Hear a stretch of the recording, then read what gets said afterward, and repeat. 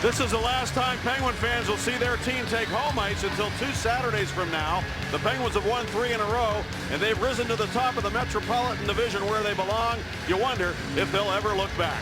Hello again, everybody. Along with Bob Airy, I'm Paul Steigerwald, and this Penguin top unit is off to a tremendous start, and so is Chris Kunitz, picking up where he left off last year, Bob. Well, he is, Dave. You talk about a 35-year-old Chris Kunitz. Leads the Penguins with 35 hits. Got a pair of goals the other night to give him a total of 5, 3 on that power play. He has been sizzling, and that top line as hot as any line in the National Hockey League. Well, the Sabres were looking for offensive production from a couple of guys who have a combined 24 goals in their respective careers against the Penguins. They have never scored yet this year for the Buffalo Sabres. You're talking about Brian Gionta first, who's got 18 against the Penguins in his career, none this season. The captain of the Buffalo Sabres, and Matt Moulson, a former Pittsburgh draft pick in 2003. Moulson has got 0 goals on the season. They're due, and let's go down now on the ice for the national anthem. It's the Penguins and the Sabres tonight here in Pittsburgh. Please rise, remove your hats, and direct your attention to the flag above the scoreboard. And join the Penguins' own Mr. Jeff Jimerson with the singing of the Star-Spangled Banner. Oh, say, can you see by the dawn's early light what so proudly we hailed at the twilight's last gleaming, whose broad stripes and bright stars through the perilous fight o'er the ramparts we watched were so gallantly streaming. And the rockets were glad, the bombs bursting in air, gave proof through the night that our flag was still there. Oh, say does that star-spangled banner yet wave o'er the land of the free and the home of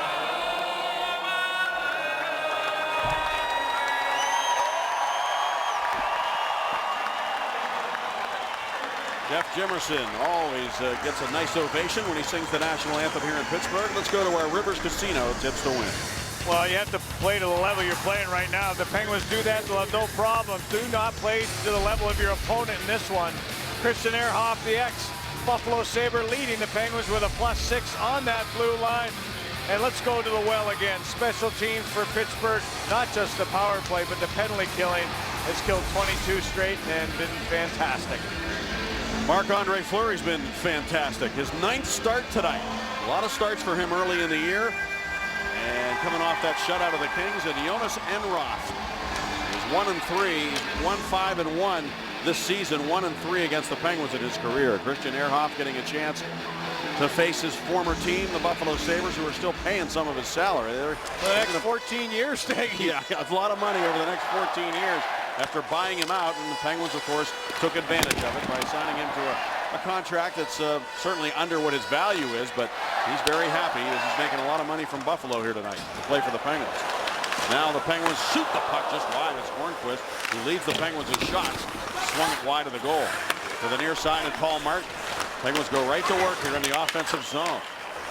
Paul Martin with it again, just pushed it towards the net. It goes off the leg of Josh Georges, picked up now by Tyler Ennis. And the diminutive forward of the Sabres comes in there 1-on-2 against Ehrhoff and Martin. And Ehrhoff, who had seen him many times in practice, just strips him of the puck and moves it along to his partner. Martin ahead for Como, who backed up to the blue line and couldn't take the pass. And Drew Stafford, who just scored a goal for the first time this year the other night against Boston Bruins in an overtime loss, gets in there on the forecheck for the Buffalo Sabres. They come right to the front of the net. Good opportunity there. Fleury able to make the save on Matt Moulson, looking to get on the board for the first time. Alternate captain, and there's Mike Johnson. 6-2-1 in the early season, his first in the National Hockey League, and there's Ted Nolan, an ex-teammate of mine, ex-Pittsburgh Penguin. We saw his son play, Jordan Nolan, for the LA Kings in the last hockey game, and he's behind the bench for Buffalo. And Cody Hodgson and his partners come onto the ice now for the face-off in the Penguin zone, which is won cleanly by Evgeny Malkin. And now Blake Como dumps the puck into the Buffalo zone. Mike Weber, Pittsburgh native, goes back for it. Moves it up the wall, but Dupuis tried to slide it right back towards the area behind the net for Como. Tries again, and it comes all the way around now for Letang.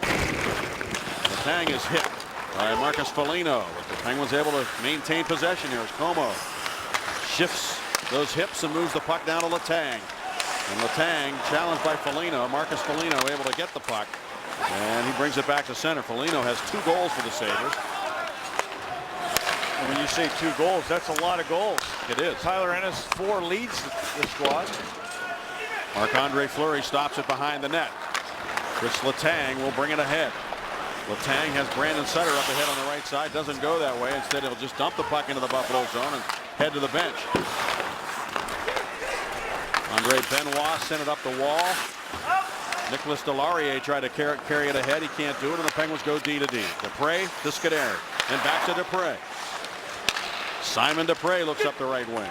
And Benoit was right in the face of Nick Spaulding. He couldn't take the pass. And now Andre Benoit moves it into the middle for Cody McCormick. Steered into the Penguin zone where Simon Dupre will take it. Deslauriers in on the forecheck. Goes right after him behind the net. But he finds Sutter, who moves it on the left wing to Spaulding.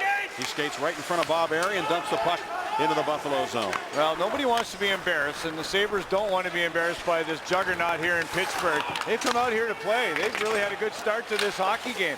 Good pace early. Torrey Mitchell, former Shark, in there along with Brian Gionta. Zemgus Girgensons goes to the front of the net, but the Penguins' Patrick Hornquist moves it to Kunitz. He looks ahead for Crosby, couldn't get it through to him. And Crosby sends it back on defense to Paul Martin. Looks like the Sabres are clogging up that neutral zone pretty well, Bob. Well, they are, and Josh George is no stranger to Crosby. Hornquist lifts one to the glove of Jonas Enroth, who hangs onto it. Fellow Swedes, Hornquist and Enroth, and we'll have a face-off in the Buffalo zone. Well, the Sabres got the first shot of this hockey game, but you take a look on the right. Shots per game down to 21.2. Goals per game down to just over 1 per game. The Buffalo Sabres are not getting it done. Last 3 games, 15 shots. 10 shots, 15 shots. Can you believe it? 10 shots against the Leafs, Staggy. Yeah, it became a topic around the NHL. It's had to be embarrassing for the Sabres organization. And Ted Nolan, their head coach, who is a guy who brings a tremendous work ethic and expects one from his players. Tough start for the Buffalo Sabres. Now Sutter drops it off for Downey and is ahead of the play going into the attacking zone. Brian Trottier is one of the assistants with Ted Nolan. And Trotz the last few years was a guy who was really active with the Penguins alumni. And this is the famous Trotz slide when the Penguins won the Stanley Cup the second time in '92. He just grabbed the cup and went sliding on that tarp at Three Rivers Stadium to the delight of all the folks in the stadium that day. And that's pretty much indicative of the spirit of Brian Trottier. Yeah, we told him we were going to be right there with him, Staggy, but we let him go, and he's just a big kid, still is at heart. And I told him we were going to show that. He was laughing down here at the rink before the hockey game. Malkin, Letang, the shot, and Ehrhoff somehow corralled it. I'm not sure he really knew that puck was coming. He was in position to stop it, though, and he freezes it. Well, I think he maximizes that 5'8" frame. They got him listed at 5'10". There's no way. I talked to Artur Zerbe, the goaltending coach here, and he said he's 5'8", and that one hit the blocker, and he looked around for it and stuck in his paraphernalia, and Enroth, the Swedish netminder, able to flag down that Letang shot. Gotch against Hodgson. Stewart in his own zone now for Buffalo. Just dumps it to open space across the rink, and Andre Benoit looks for Foligno. Pass doesn't connect. And Gotch can't take advantage of that. Number 80 for the Sabres was Chris Stewart, also looking for his first goal of the season. They expect more from him as well. And we get an icing call here against Buffalo. Jonas Enroth is the shortest goaltender in the league. Bobby said a moment ago that he's probably shorter than 5'10", as he's listed there. So he would be the shortest, certainly shorter than Yaroslav Halak, who I think is legitimately 5'10". Yeah, oh yeah. But you know, listen, a lot of goalies were that size for many, many years in this league, including a guy who's now the general manager of the Penguins, Jim Rutherford. And some of the more famous ones, like Rogie Vachon. Quick shot by Sidney Crosby, stopped by Enroth. And Gump Worsley, and the names go on and on. We invite you to tweet us at Root Sports Pit using the hashtag PensBooth. It's brought to you by Point Park University. Tonight we want you to send your Halloween-themed Penguin pictures. So send us some good Halloween shots. Well, a lot of these Sabres wingers looking to score goals, and they've really been weak down the middle here, the Buffalo Sabres, and they've had to buy out some contracts, Billy Leno and others. Cody Hodgson just got demoted to the fourth line for the Buffalo Sabres here. They just really have been struggling down that center position. Heads up. Sidney Crosby drops it back to Letang and over to Mata and ahead to Crosby. Takes it in flight, comes down the slot, following on Hornquist, stop, rebound, score! Chris Kunitz on a second chance.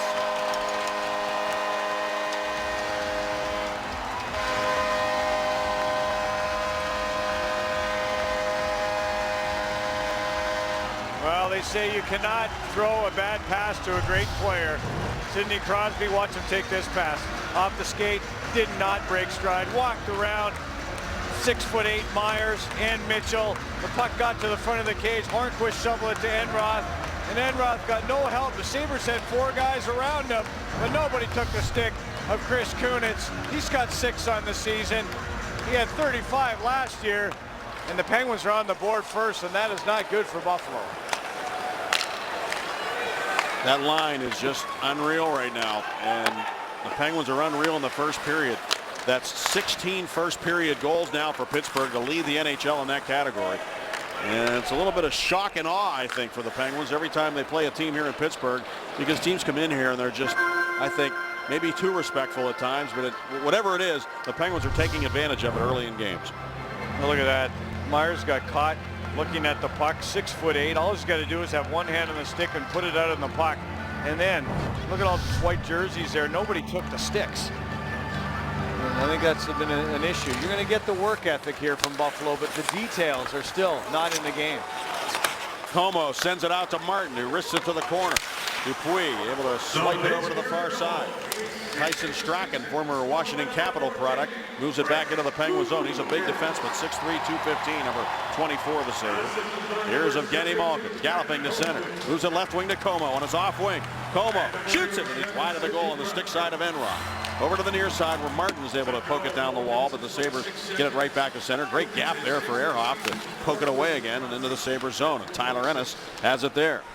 Ennis darting towards the Penguin zone, dumps it in, and Fleury out of the net.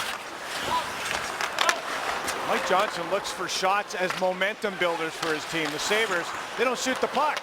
There you go. Ennis fired one wide there, past the glove of Fleury. Centering pass for Stafford doesn't connect, but it comes out to Benoit. His wrister hit a leg, and it's taken by Nick Spaulding. Spaulding will just bank it away to center. Nice stick work there by Sutter to knock it out of midair. He carries in, drops it off. Letang, the shot off a leg. And behind the net, Downey for the Penguins. Centers.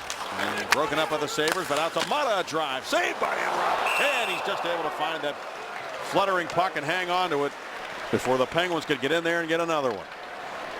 Steve Downey on the doorstep of Enroth.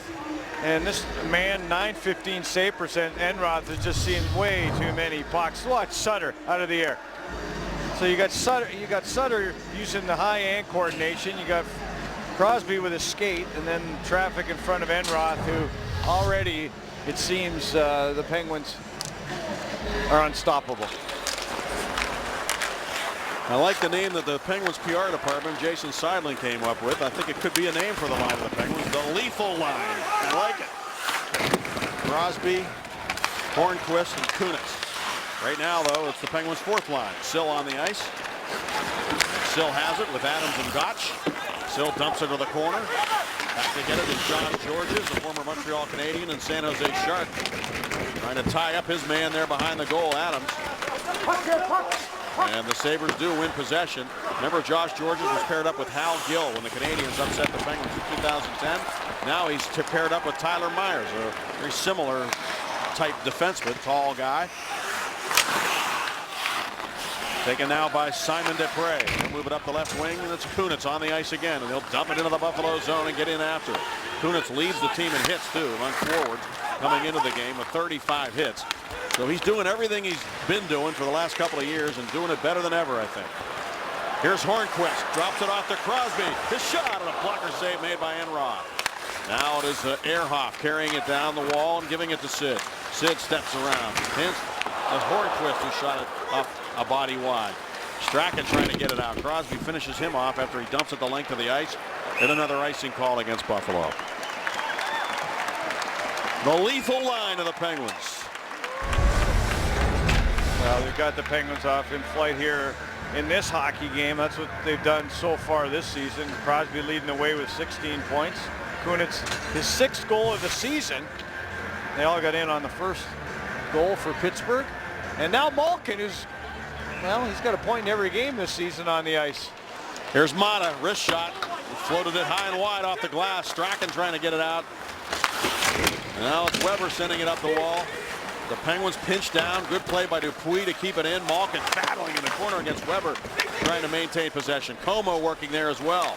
And now the Sabres do work it past those Penguin forecheckers, and Zemgus Girgensons is pressured from behind by Blake Como and is forced to hand the puck right to the Penguin defense. Letang ahead to Como. Blake Como trying to dump it in. And it's Nicholas Deslauriers now for Buffalo carrying the other way. Gains the red line and dumps it in. Fleury stops it, clears it, up off the glass. Deslauriers poked it in behind the net. Letang there. McCormick took it away for a moment. Letang gets it back. Como gives ground and then uses the wall to get it to center. Just out of the reach of Nick Spaulding. Taken by number 55, Rasmus Ristolainen. Another young Finn defenseman who played with Olli Mata on the World Junior team for Finland. They were partners. Here's Brandon Sutter skating out of his own zone. Crisscrossing with Spaulding. Sutter tees it up, lets it go, and fires it high off the glass. Back in behind the net, taken there by Downey. McCormick there trying to get it away. He's working both ends of the rink. He's got to be a little tired here as the Sabres do get to center. They're going to make a change if they can. Ryan Flynn can't get the puck going north. And now McCormick takes a piece of Downey on the way to the bench over there right near Bob Harry. As the puck is controlled by Rob Scuderi. Still only one shot, the opening shot. The Sabres were 9 minutes into this game, 7 for Pittsburgh. Kunitz open, wrist shot, and that one off a stick and high off the glass. Taken now by Hornquist. Crosby trying to shuffle it in front. Hornquist just wills that puck to the goal, and Enroth able to freeze it in the paint. There he is, Hornquist, his familiar spot in the blue paint. There he is again, and Kunitz following up for Pittsburgh. 1-0 Penguins here in their first, and there's a look at Paul Martin, who has a little company this weekend because it's Parents Weekend for the Penguins, and Paul's parents, Bev and Dale, not pictured, are here in the party suite at Consol Energy Center. This is a little bit different than the parents or the mom's weekend or the dad's trip, if you will. So what's it like to be here in Pittsburgh and to hang out with Paul?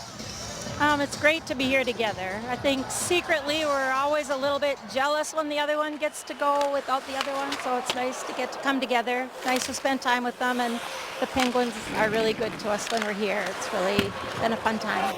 Next week we'll be in Minnesota to Taste the Wild. I'm going to go out and visit some of Paul's former coaches in Elk River.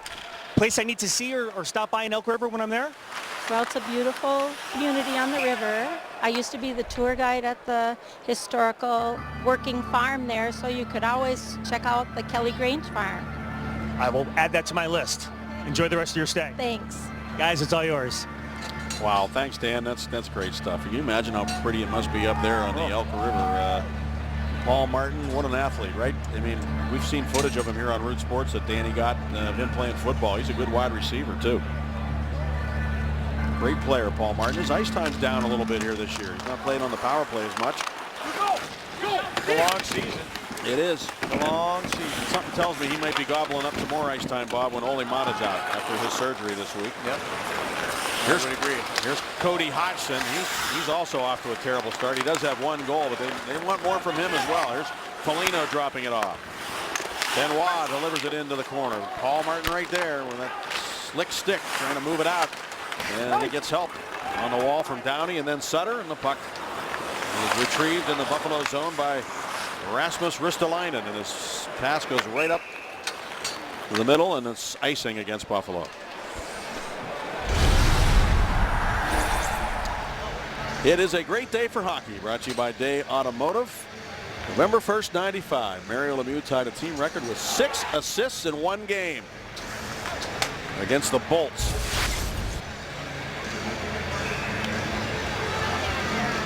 6 assists in one game. I think I had 6 1 year. Here's Scuderi off a face-off to Crosby. Trying to get it to the net. Kunitz reaching for it with a glove. Taken now by Ristolainen. Simon Desprez ahead. Crosby. Cutting towards the net. Lost the puck. Hornquist follows on to help him out. Crosby's pass for Kunitz. Used his right skate to get it to the blade of his stick. And now Desprez will dump it to the corner. Crosby with Benoit on him. Turns. Backhand pass to Kunitz and a shot blocked in front. Good play by Myers. Get in front of that shot by Kunitz. Here's Crosby again. Dropped it between his legs to Hornquist and now to Kunitz. Look at these guys cycle the puck and control it in the corner. Backhanded by Desprez into the corner. Hornquist can't play it there. Tyler Myers will go get it.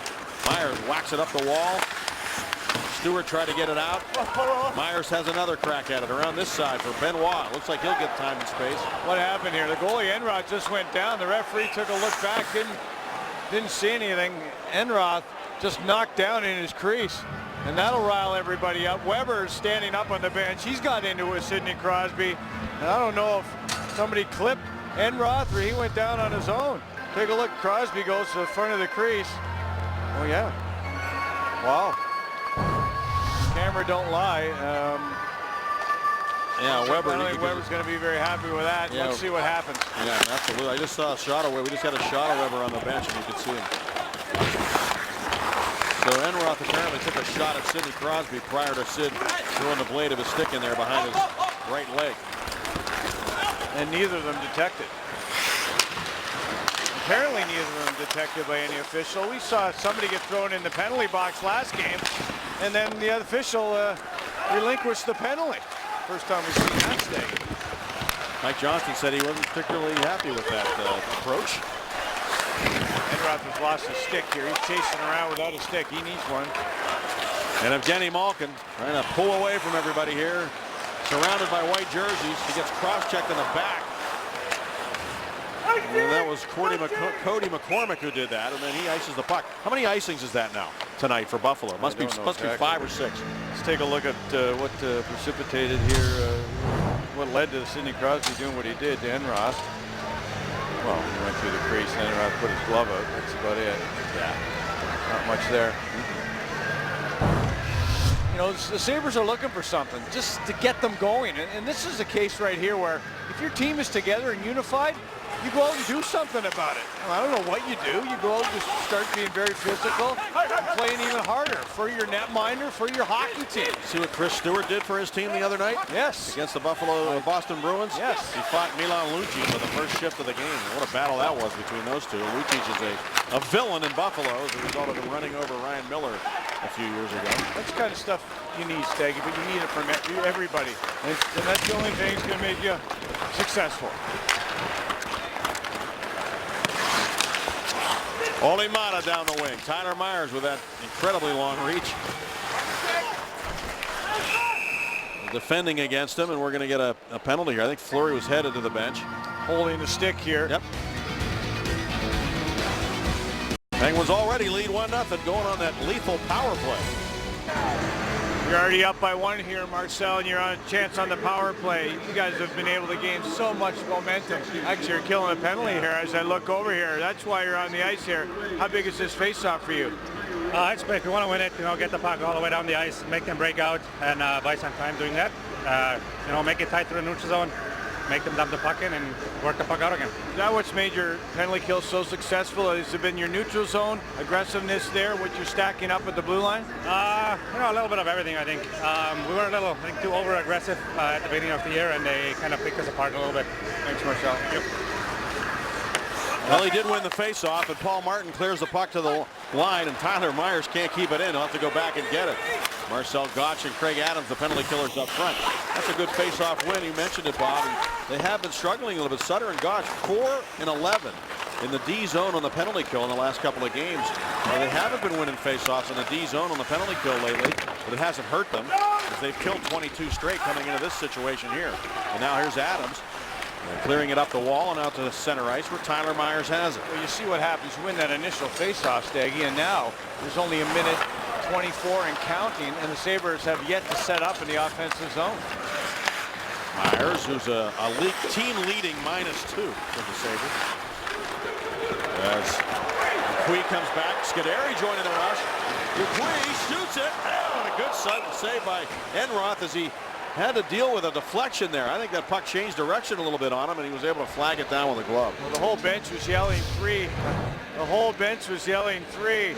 You could see a man coming late. And Dupuis looked over, just saw the 2-on-1, the big stick of Tyler Myers stick on puck with Scuderi to the left of Pascal Dupuis.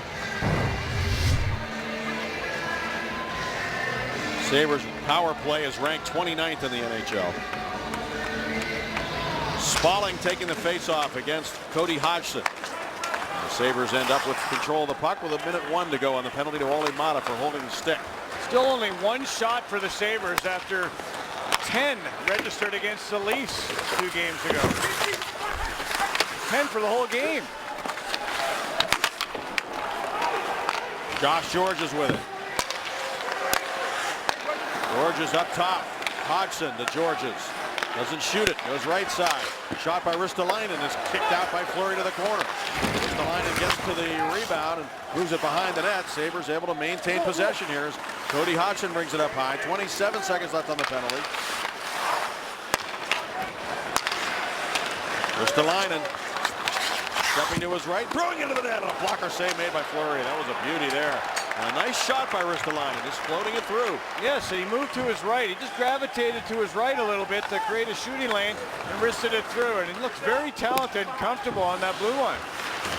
Well, he played last year, then went back, played in the World Junior Championships, and then returned to Buffalo at the end of the year after spending time in the American Hockey League. He's a good player, good young player, only, just like Olli Maatta, only 20 years old. Penalties over. Penguins have killed 23 consecutive opponents' power plays.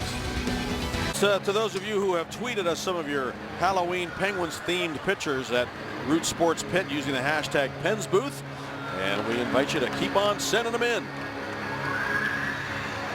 Now Marcel Gotch, they keep sending him in. As you're looking at these pictures. Steggy, were you trick-or-treating last night?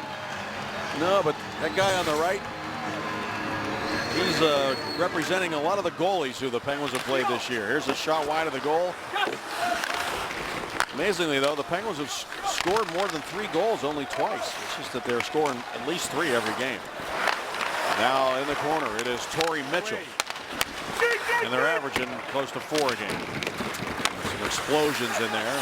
6-goal game against Anaheim to open the season and 8 goals the other night against the Devils.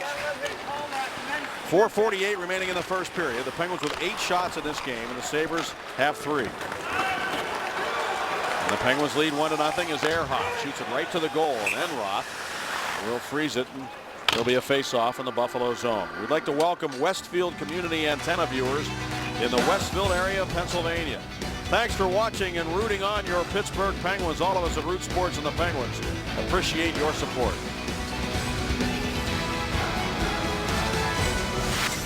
When you don't score goals, you grip the stick a little bit too tight, and you don't even shoot the puck as much. You feel like you need that perfect play, that perfect shot to score. The Sabres, they're caught in that rut right now. They just have to throw pucks from every angle off bodies. They're getting bodies to the net right now. They're not getting any shots there. They got 2 on the power play, 3 total, and you're not going to score if you don't get some of those ugly goals and ugly bounces. Hornquist long drive, blocker save, rebound, Kunitz, and it's knocked away from his stick by Ristolainen at the very last second. And now Rasmus Ristolainen carries the puck and moves it along to his partner, Andre Benoit, who used the glass to get it inside the line on Letang, knocked it right back out to neutral ice. Hornquist can't control it there. Stewart with it, centers down to Molson. His shot and it's blocked by Letang, and that hurt Chris Letang. And he blocked it with his right leg, and it looked like it went off maybe his instep on his right skate. What a chance, a 2-on-1. Matt Molson, 23 goals last year, the former 9th round pick of the Pittsburgh Penguins in 2003.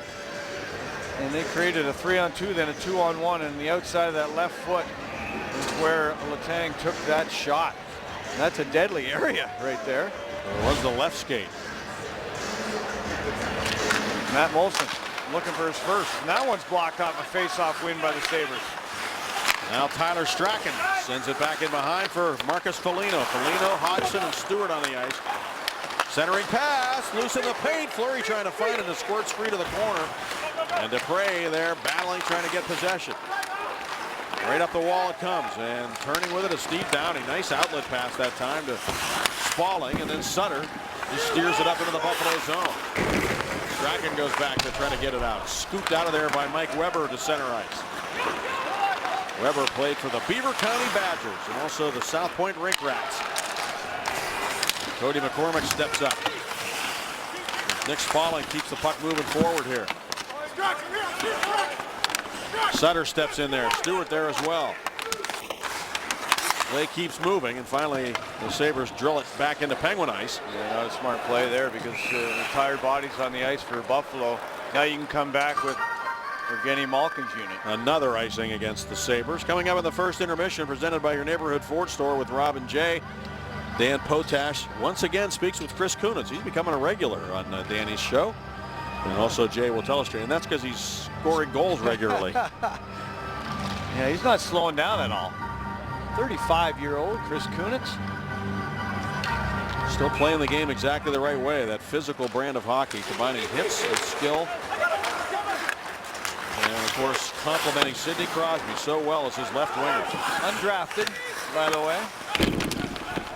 Sabres go D to D. Mike Weber with it. He dumped it in where Fleury will stop it behind the goal. Up the right wing now it's Blake Como, leaving it there for Paul Martin. Right up the middle it goes to Pascal Dupuis. Dupuis has Malkin with it. Dupuis centers off the side of the net on the stick of goaltender Enroth. That's 10 shots for Pittsburgh. Still 3 for the Sabres here. And the great puck possession game of the Penguins continues here as Ehrhoff moves it to Martin. Right back to Ehrhoff. Not in a big hurry here, just moving that puck stick to stick. Malkin goes to the bench, the puck hit his skate. And Ennis goes the other way. Look out, Deslauriers shoots it and it goes past the glove of Fleury and up off the glass. Smart play by Crosby. He jumped on the ice for Malkin. Malkin coming to the bench. Crosby could not touch that puck.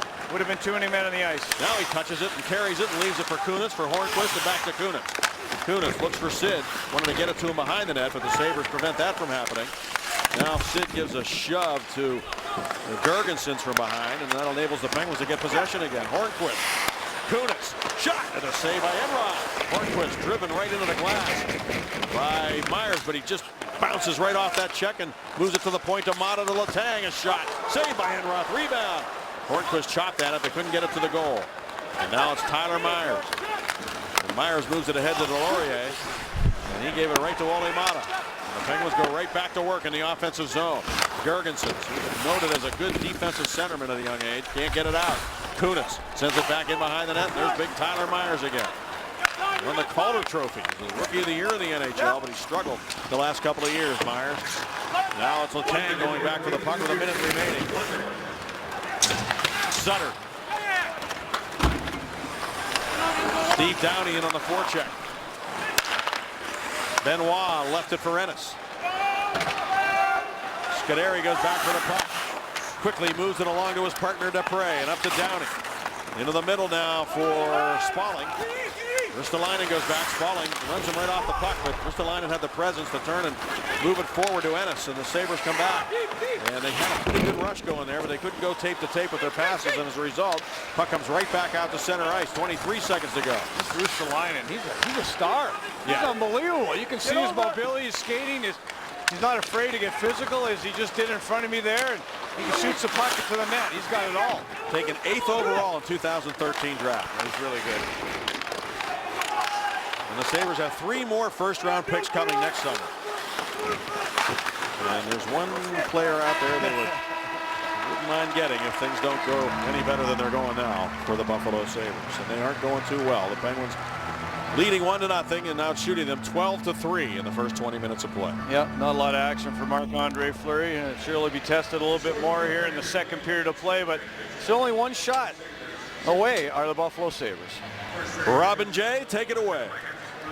Yeah, Jay, the shutout streak for Marc-Andre Fleury, if you want to call it that now, 96 minutes and 46 seconds going back to the second period against New Jersey. And, of course, he's being insulated tonight, only 3 shots. Well, he's going to have to be. You can see him kind of in between whistles, trying to keep himself loose.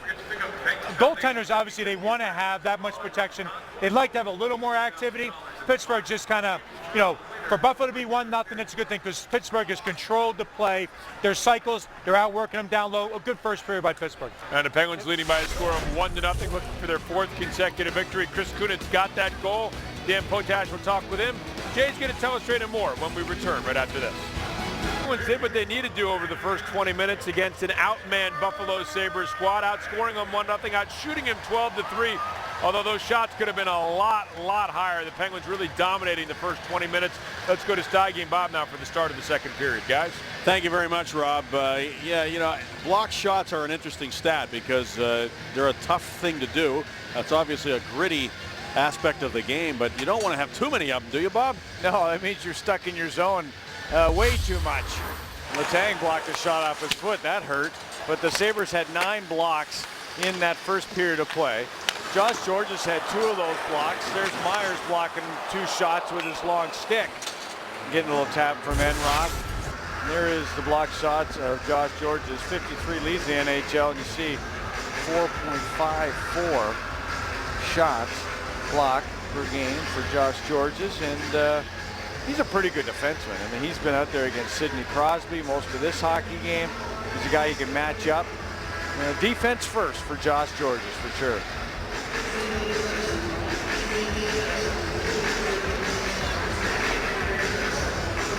Josh Georges, former Montreal Canadian. They let him go. I was kind of surprised when that all happened during the summertime. They got him from the Habs for a second-round pick. Well, he wasn't able to block Chris Kunitz's shot here tonight. Shuffled one behind Enroth. Enroth looked solid in the first period, guys. He really did. That was a second, third opportunity for the Penguins, who were relentless on that shift. And they start, Crosby, Kunitz, and Hornquist start the second.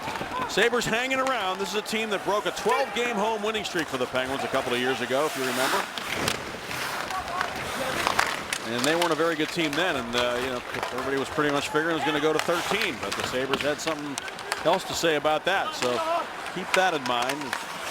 Here's Tyler Myers with it now, kind of quiet here at the Consol Energy Center at the moment. You talked about Girgensons, a good back check there, and he looks very engaged. He got a few kudos from his bench. The Buffalo Sabres, you could hear them really applauding his back check that last shift. Girgensons a Latvian player, the highest Latvian player ever selected in the NHL draft, taken 14th overall by the Sabres here in Pittsburgh in that draft a few years ago. There's a pass intended for Drew Stafford, and there's Pascal Dupuis as usual. It's conscientious, picking off the pass and turning it back to center ice. Back to get it goes Paul Martin. Drew Stafford in on the forecheck. Martin slips it through for Dupuis, just couldn't get a hold of it. Ristolainen lifted it back into the Penguin zone, but there's Malkin now. Malkin winds it up for the Penguins. And looks for Dupuis. Dupuis with a slapper, and Enroth makes the save, and the puck up to the blue line, taken there by Mata. Drive and a stick save made by Enroth. And it went up into the netting behind the Buffalo goaltender.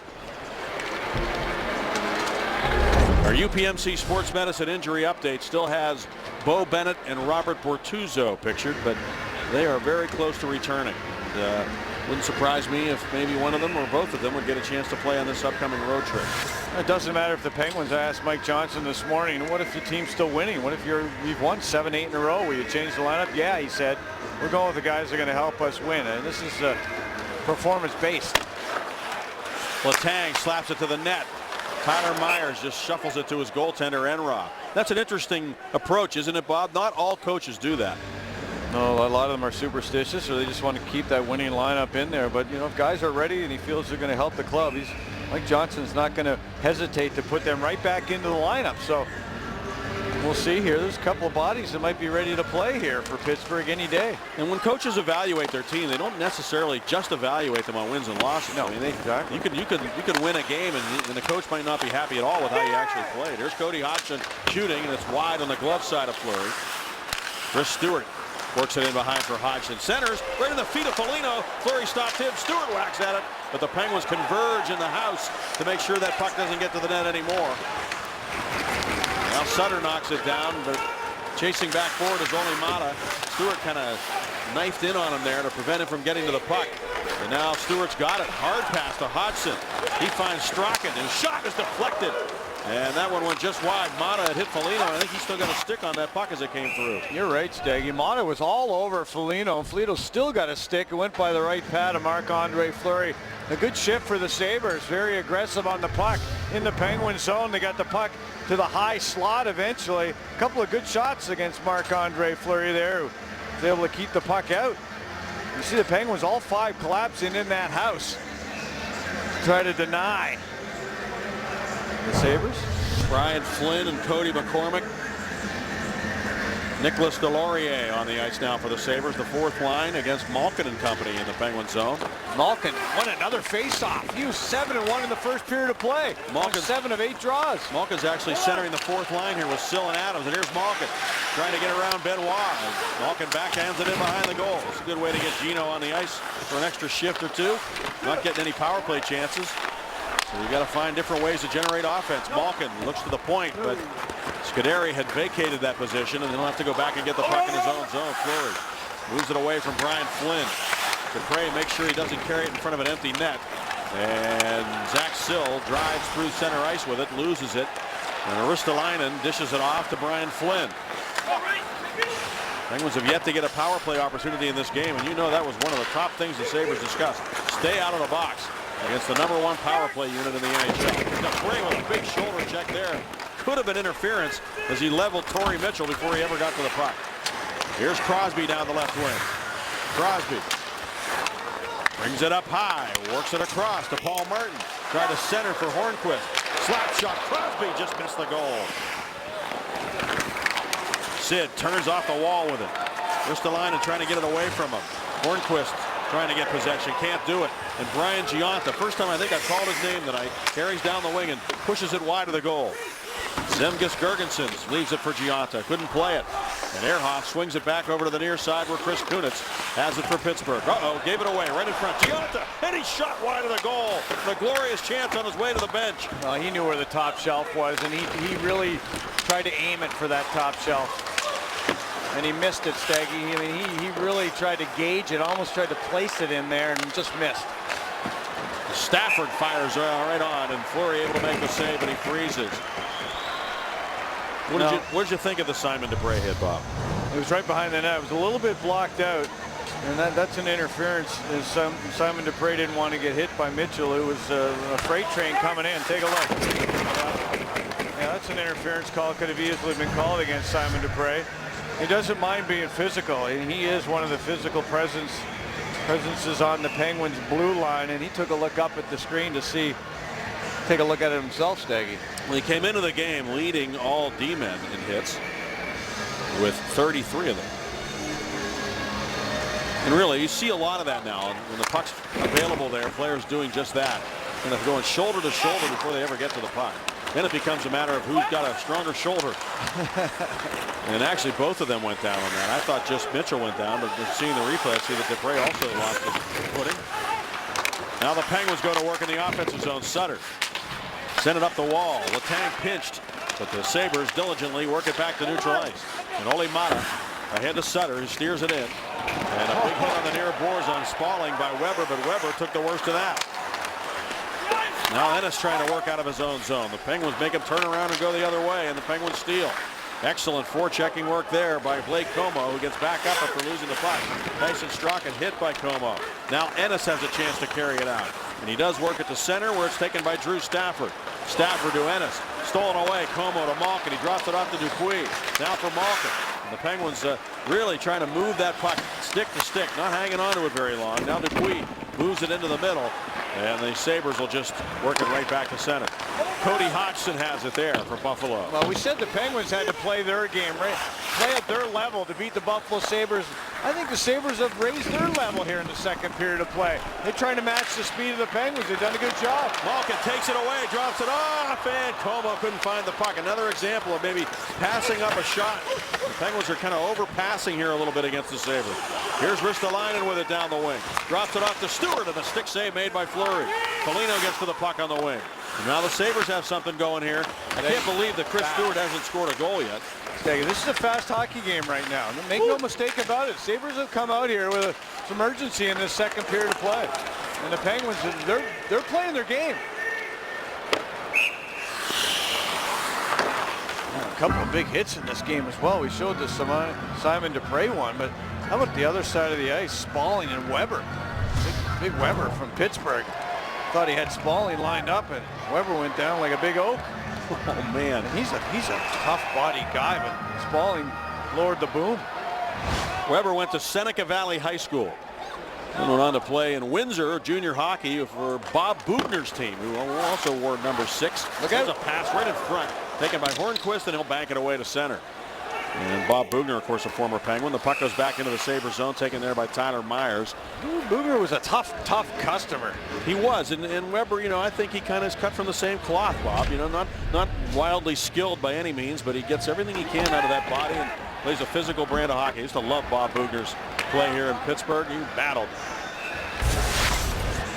Now he's the owner of the Windsor Spitfires, and that's where this guy, Mike Weber, played junior hockey.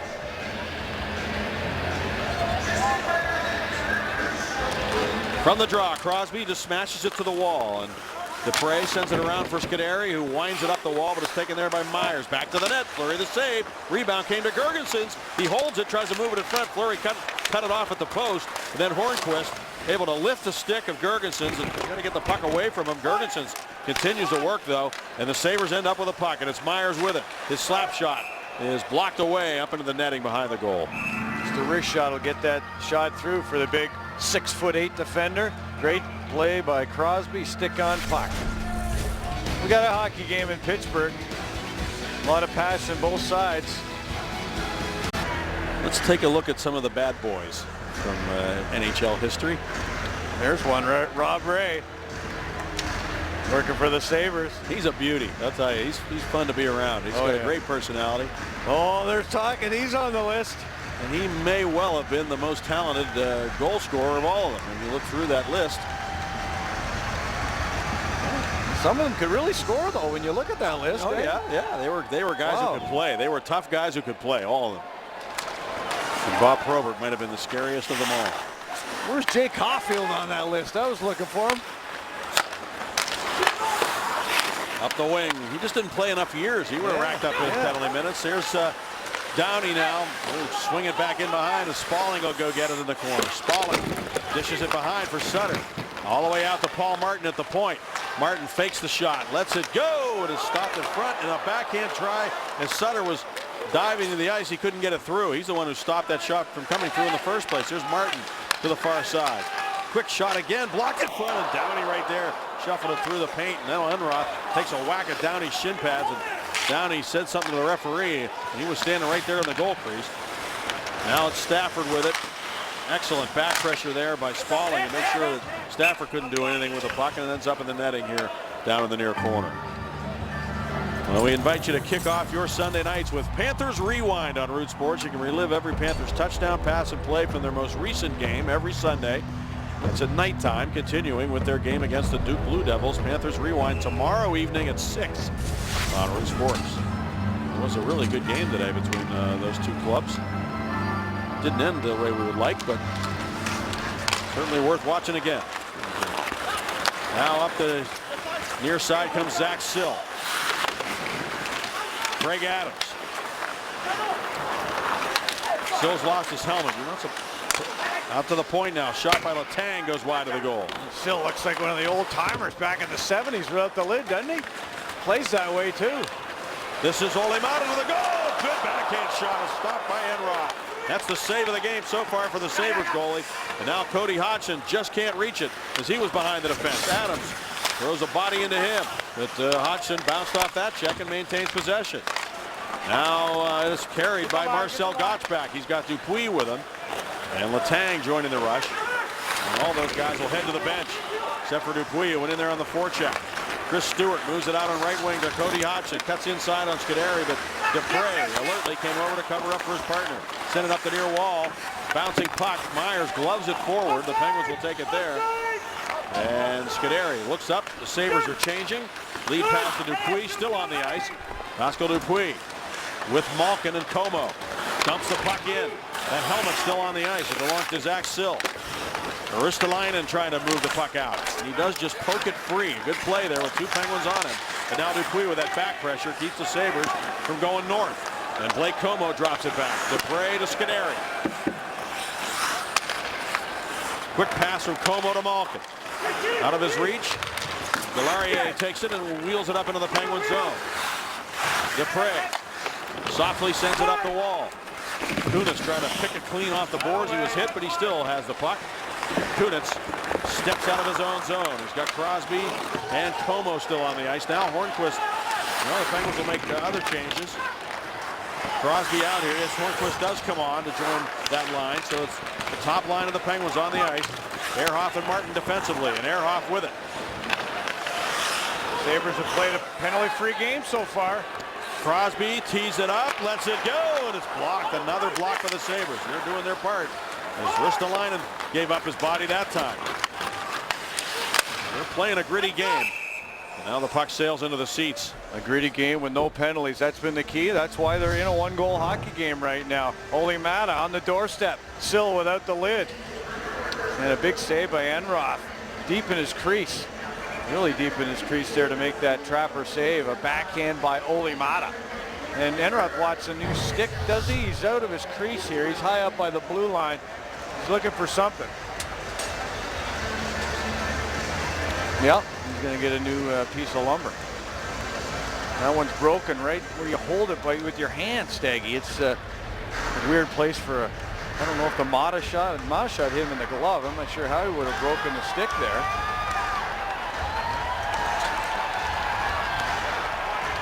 He's one of those goalies that can back right into the net without hardly bending over.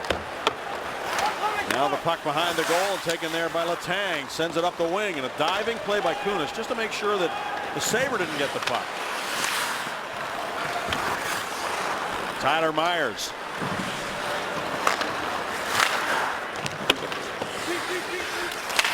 Ryan Giunta. Letang has it. Up the boards for Hornquist. Hornquist moved it, intended for Crosby. Sabres broke it up, but Penguins, Kunitz kept it in. Now it will be carried back by Girgensons into the Penguin zone. Zemgus Girgensons. Hit by Ole Mata. Kunitz looks for the puck. And Ole Mata pushed it ahead for Marcel Gottsch. Gottsch dumps it to the corner, leading it towards Letang, who sent it behind the net. Now Gottsch backhands it, trying to get it to the front of the goal. And a shot by Ehrhoff hit a leg and went wide. Letang moves up. Giunta slides it around to the corner. And now the Sabres send it the length of the ice.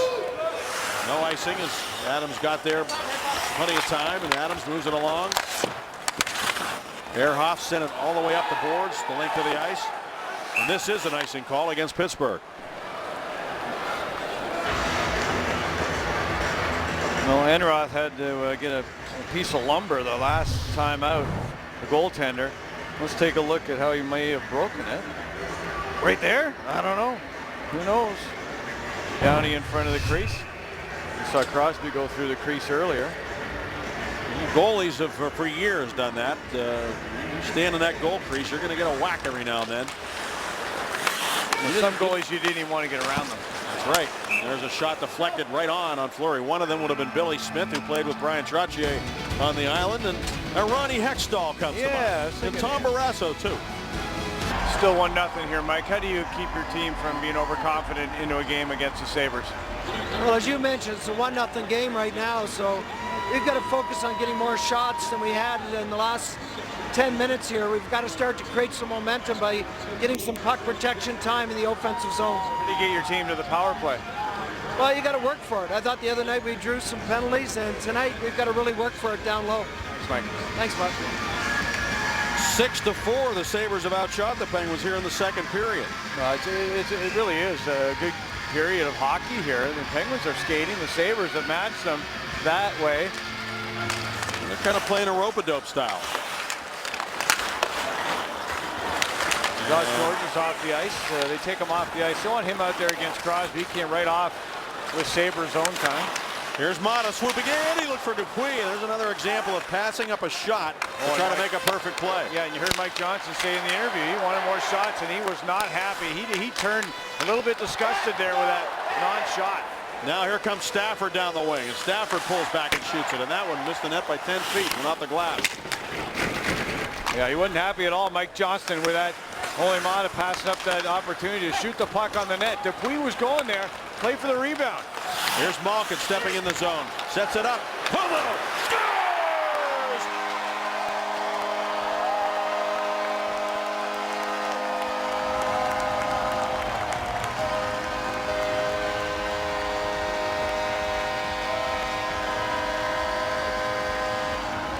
Now the Sabres try to step up on Malkin at the blue line. Malkin holds the puck there. Boy, that was close to offside. I couldn't see where Amato exactly was. And then look at the defense backing off. And you just can't back. Poor effort there by 61 Benoit. He wasn't even in the shooting lane. And what a shot. See, Enroth stays in the blue paint. He's only 5'8", and that was just an overpowering snapshot there. Wow. Blake Como with his third of the season against the for the Penguins against the Sabres here, and it's 2-0 Pittsburgh. And just as we were saying, the Penguins passed up an opportunity to shoot the puck. That time, Como was wide open, taking the pass from Malkin. He really measured it, didn't he? Yeah, he really did. He took his time. I mean, the Sabres defense just backed off, and they allowed him to move inside the top of the circles. And yeah, he just took his time. The Sabres have had 2 15-shot games, 1 12-shot game, and that infamous 10-shot game against the Toronto Maple Leafs. Right now, they have a total of 10 shots in this hockey game. That's a big goal right there by Blake Como. You know, the Sabres were in the hockey game. They felt that they had got one. Now they're down by 2. They haven't won a game when they have not scored the first goal. And the Penguins have scored the first goal in every single game except for 2. Now Kunitz dumps the puck into the corner, gets in after it himself. Kunitz working hard on the end boards. Tyler reached the line in there, and the puck just ends up at the side of the net. I think the it's Penguins in the barging in there. It may have gone in. I don't know if it was ever shot in. It just looked like it was. Oh, you got to look at this. You got to look at this. I don't know if the net came off its moorings. I can't tell that. But that puck looked like, from where I was, it was inside the goal post. And it was shuffled in there.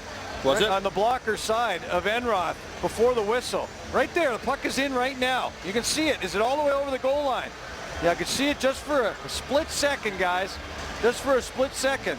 That puck by the right toe of Enroth is sitting right by the goal post. I don't know if it's all the way across the goal line or not. If it gets his glove out of the way, we can see it right there. And that, again, I can't tell you if that's all the way over the goal line or not. It's got to be all the way over the red under the ice there, folks. It's got to be all the way over that. And I can't tell you. I can't tell you on my screen. I can't tell you if it's 100% over that red line. Might just be touching the red. It's so close. We had a replay the other night that did not go the Penguins' way. And this one, oh boy, it's on the big screen here. And it's just so hard to tell 100% if that's all the way over or not, guys. At least from my my angle and what I'm looking at. How did it end up there?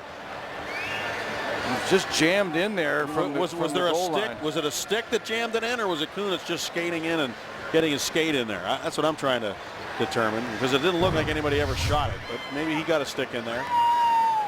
And as you know, it doesn't always have to be a stick to propel the puck into the net. Oh, definitely. Yep. You know, but you can't kick it in either. So take one more look. You know, would have been just prior to that. And there's the puck, folks. So you tell me if that's all the way over the red line. There's snow. I see snow on the ice. We talked about that the other night. There's some white in fact, snow. I see a lot more of that tonight than I did the other night. I actually think the other night you could see more white ice between the red line and the puck than you could there. But that one went, you know which way that one went. Yep. It takes a lot to reverse a call on the ice. And it has to be really conclusive. And I think much like the call the other night, this one just isn't that conclusive. Yeah, I'm not sure of this one. And once again, Steg, I'm not exactly how sure who was the last Penguin to touch that either. As it got in there behind the right pad and skate of Enroth. And listen for the call, folks. There's no goal on the play. The whistle was blown before the puck rot. Well, all that to tell us the whistle had blown. Okay.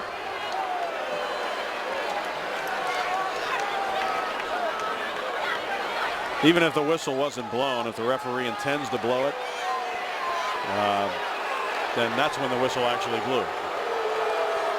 And they got some help from the situation room in determining when the referee determined he was blowing this whistle, apparently, and they've gone with the no goal call. Here's Crosby driving towards the net. Backhander, and a save made by Enroth. Crosby gets to his own rebound. He goes to the circle with it. And Hornquist tried to shoot it, has another crack at it, moves it to the net, and it's deflected away from the goal. Now the Sabres trying to get out of their own zone. They're going to get to the power play, the Sabres. Crosby, I believe, is going to get a hooking penalty here. I thought it was Kurt Stick of Crosby underneath the hands of a Sabre defenseman. Pittsburgh penalty, 87 minutes hooking. There's Crosby, the stick under the hands, Girgensons. And let's take a look at Sidney Crosby on the backhand from our Allegheny Health Network Super Mo up the left shoulder of Enroth, who took it up high. Crosby scoring 18% of his goals in the NHL on that backhand, and that was a sizzling shot. And Crosby, speaking of 18, now has an 18-game point streak against the Sabres in his career. He has an assist on the first goal by Kunitz. So the Sabres get a man advantage. And this is their second chance. They had 2 shots on their first opportunity.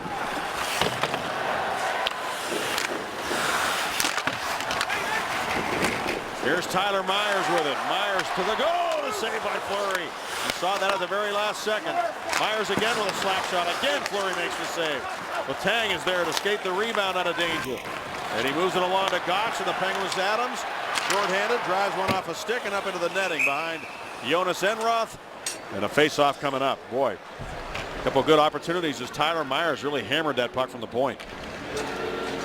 Well, the Penguins penalty killers, 23 straight. It's been spectacular here over the last 7 games. And first 3 games, just trying to get familiar, allowing passes through the box. In the last 5, they've killed everyone. And now 23 consecutive, looking for 24. The man who was looking for points in 10 straight games got it, Steggy, on that last Como goal. Evgeny Malkin. That's right. Points in 10 straight to start the season for the Pittsburgh Penguins. And he didn't even have a training camp. He just showed up for game 1. Drew Stafford scored the only power play goal the Sabres have scored this year in the last game against the Boston Bruins. Tyler Myers. You know, this is the subject of trade rumors, and he may be one of those guys that if you change the scenery, you might just find that he's still a pretty darn good defenseman. Here he is moving up, trying to get it in front.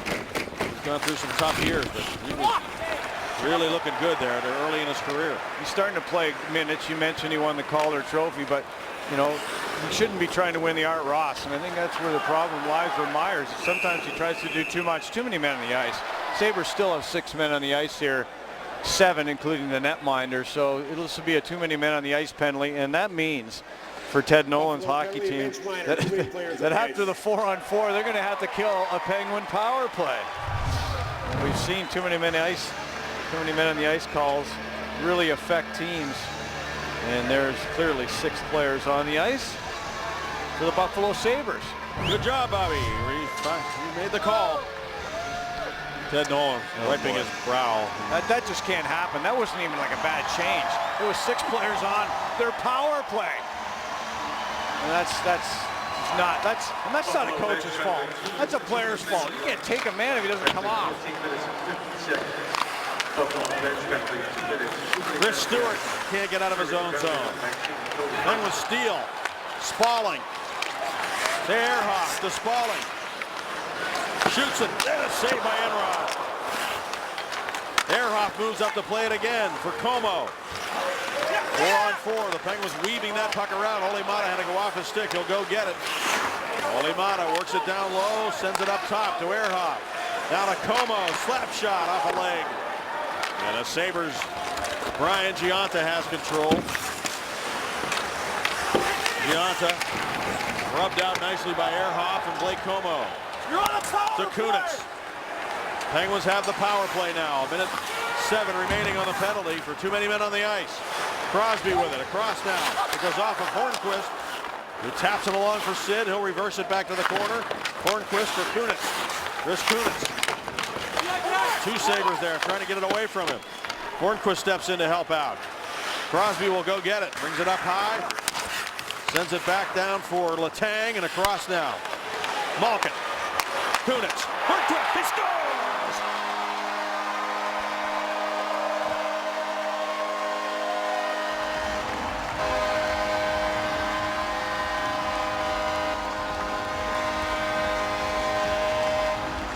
That's why a right-hander in the slot is so advantageous and so deadly for this power play. Take a look. Penguins keep it in at the point. Sidney Crosby, Letang, a dish pass to Malkin, and then you got the tic-tac-toe, bing, bang, bong. And it doesn't happen if you don't have that right shot. And that puck right over the right pad of Enroth. He went down to the butterfly, but it was so quick. The blink of an eye. That Penguin power play moving it around. All five guys touched the puck. All five. And then it went in off the stick of Hornquist. Great stuff. And again, a too many men on the ice penalty costs the opponent a goal. It happened twice earlier in the week. Devils, Kings, both guilty of it. Now the Sabres. Zach Sill. And the Sabres were in this game not too long ago, and now it's 3-0 Pittsburgh with 3:21 to go in the second. And for all intents and purposes, this game is, in my the way I feel about it, is over. Really, I mean, that quickly, the Penguins, the Sabres had a chance, like you said, Staggy, but the Penguins have just made it their game right now, and unless they give it back, it's going to be awfully tough for this Sabres team. We showed you their ability to score goals has just not been there this year.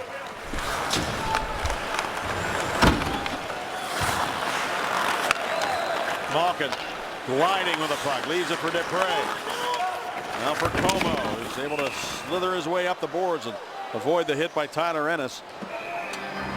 But offside is called. We'll return to Pittsburgh, where the Penguins once again have put at least 3 on the board.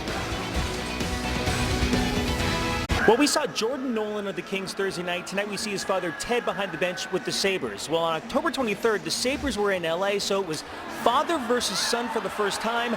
Then again, this was also a first in the summer of 2012 when Jordan celebrated a Stanley Cup championship with Ted on the ice. And yeah, they did it again this past summer.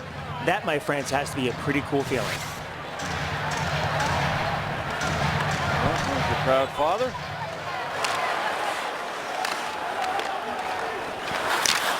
Ted Nolan played for the Pittsburgh Penguins back in the 84-85 season, played 18 games. He was a line mate of Mario Lemieux for a few shifts. Tough hockey player. Originally drafted by the Detroit Red Wings. Here's Christian Ehrhoff. Headmans the puck to Marcel Gott. The Sabres have had white jerseys back, and they've been blocking shots and done whatever they could do to defend, but it's just so tough when you're playing against Pittsburgh, the way they can move the puck. Look at that back check by Dupuis. Gott's lost his stick, used his body there on Ennis. And there's Dupuis again, smartly backhanding that puck in the air so that Crosby can take it.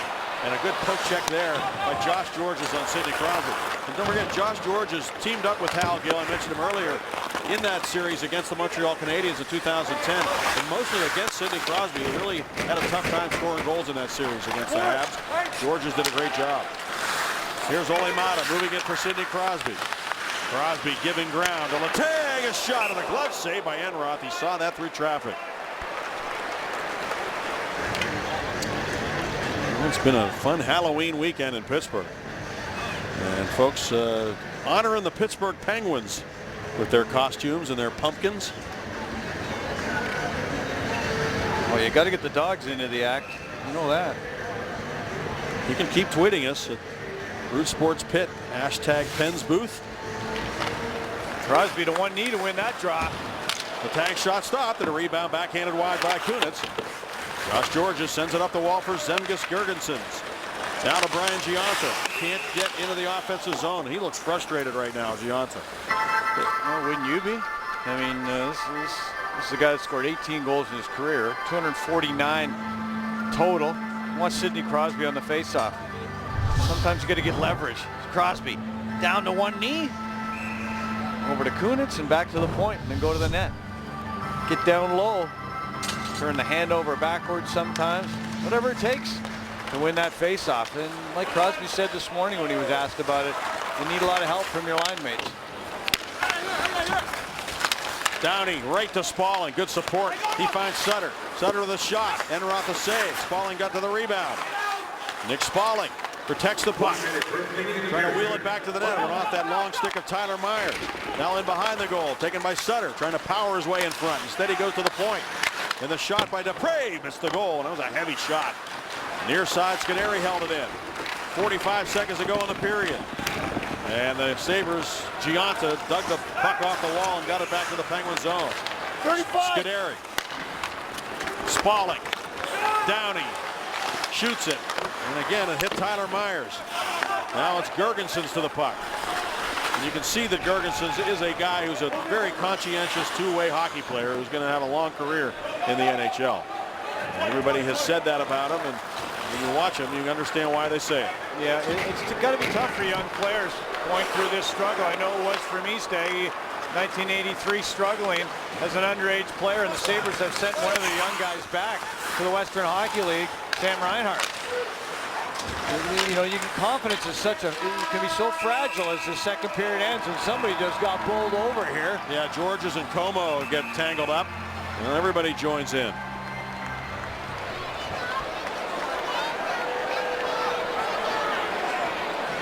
Seems like it'll end quietly here at the end of the second anyway. In a second period that really had a lot of up and down and great skating action, but that Penguin power play is just blowing it open here. As the Penguins have gone up by 3. Como scored the Penguins' second goal, and he ends the second period with a big hit right here. So Como goes to the locker room, and we go to Robin Jay. Talking about, thanks very much. You suspected, Jay, that Buffalo would come out with some energy in the second period. They really did early on, forced some turnovers, had the Penguins a little maybe on their heels, but then the Penguins respond with 2 more goals. They're a team that's working hard. They need guys like Matt Molson, Brian Gionta, Stafford. We talked off air. That's the group of guys that need to step up for Buffalo. Otherwise, they have to manufacture everything, and by that time, Pittsburgh jumped on a couple great opportunities, another great power play goal. So the Penguins lead 3-0 at the end of 2 periods of play. Jay's going to tell us straight for you. We have highlights from around the league. Also, Dan Potash going to catch up with Blake Como when we return. Streaks going. Marc-Andre Fleury's shutout streak extending now beyond 6 periods. The Penguins winning streak at 3. They're looking to make it 4. In case you're just joining us, here is what you've missed. Following on, Hornqvist stop, rebound, score! Chris Kunitz on a second chance. Stepping to his right, throwing into the net. A blocker save made by Fleury. That was a beauty there. A nice shot by Ristolainen, just floating it through. Here's Malkin stepping in the zone, sets it up. Polo scores!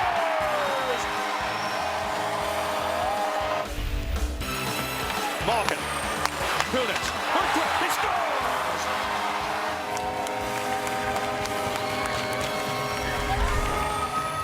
Wow, that play right there, Bob, to Patrick Hornqvist is something to behold. Yeah, well, you don't want to mess around with the Penguins power play. We know that, Staggy, and they've gone up 3-0 on that power play. Too many men on the ice, and all 5 players touched the puck, leading to that goal by Hornqvist, his 6th of the season, and his line mate Kunitz has got 6. Sidney Crosby in the middle, and there's where Hornqvist scores all his goals, all around that blue paint area. A couple out in the slot, but everything's 15 feet and in for Hornqvist, including that one. And he's taking a look right now at where he scores all his goals, and he was pretty impressed. I'll tell you, you know what? He's got 6. How many is he going to get? I mean, you know, really, he's going to get a lot of goals playing on that line. 36.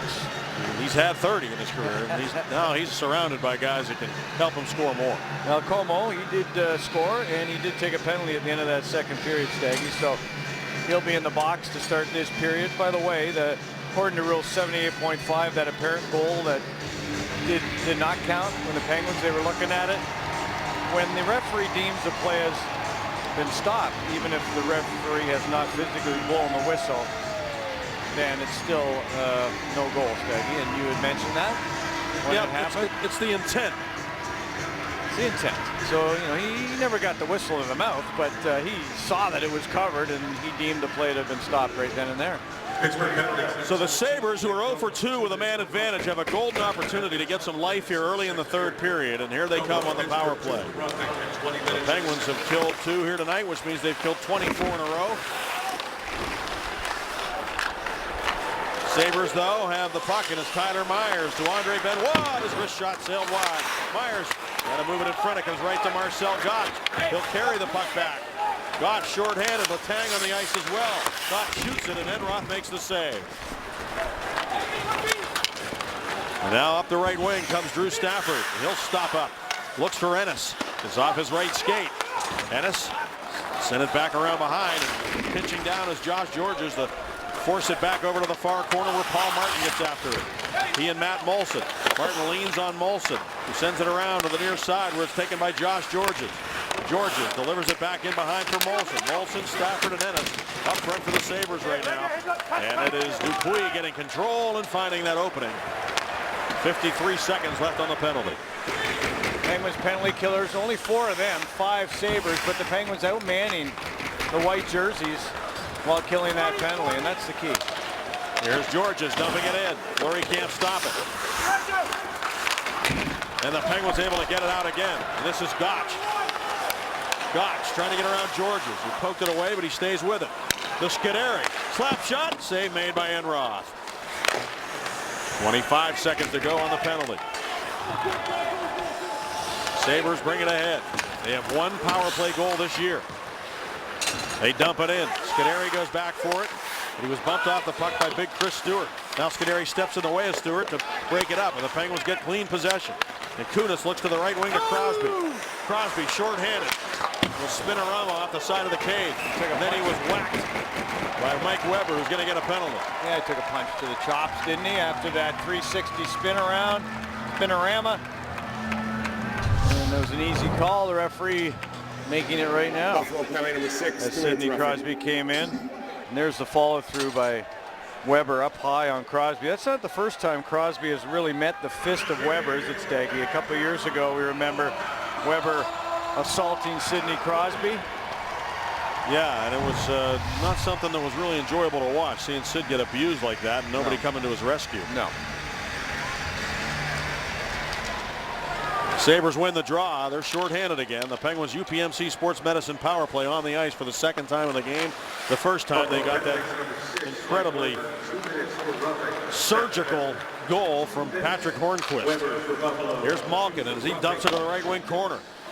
And it comes off that corner wall where Enroth had to sweep it aside to the corner. Taken now by Crosby and Kunitz. Kunitz got it to Letang. Letang to Crosby. Crosby looks at the net, finds Letang. He fires. Score! At the post, hit it in. It might have been deflected.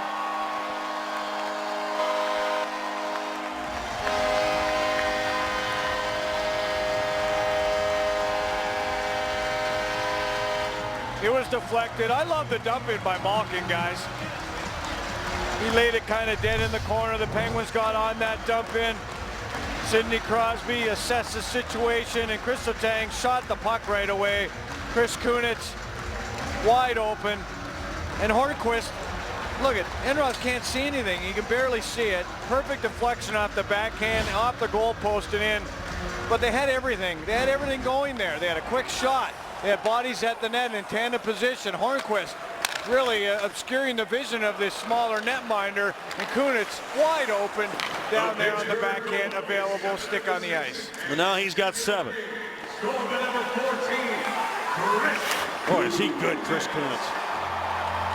Well, he's getting an opportunity this year with the new regime to play on this power play. And he's putting up a lot of power play points.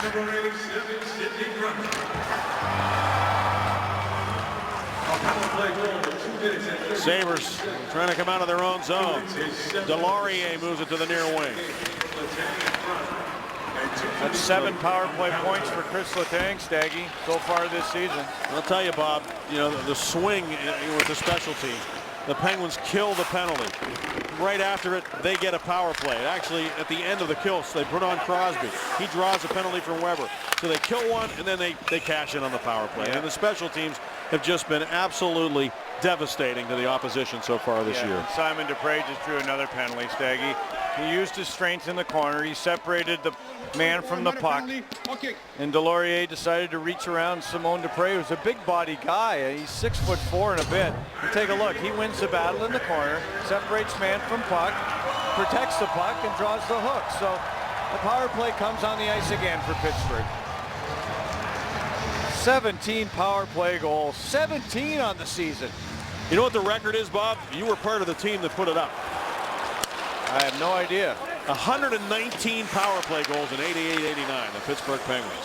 119? 119. I was sitting on the bench for every one of them. I had a good view. I know, and you scored 27 in even strength that year, did you not? 26? So those guys were good, yeah, but those guys were a treat to watch, Staggy. Really were. Paul Coffey, Mario Lemieux, Robbie Brown. Who else? Kevin Stevens. Kuhn at center is right to the net. Oh, a shot just wide of the goal by Malkin. Oh, be a lot of area on that glove hand. Enroth deep in the cage. Now Benoit tries to get it out. Hornquist went crashing over there to get it back. Now Letang sets it up. Crosby. Malkin. Kunis is in the slot. Hornquist is in front of Enroth. Here he is, out to Crosby. Crosby holds it. Letang, a shot saved by Enroth. And the rebound is cleared by the Sabres, but not down the ice. They're able to change a couple of penalty killers. Crosby sends it over near side for Malkin. Back over to Sid.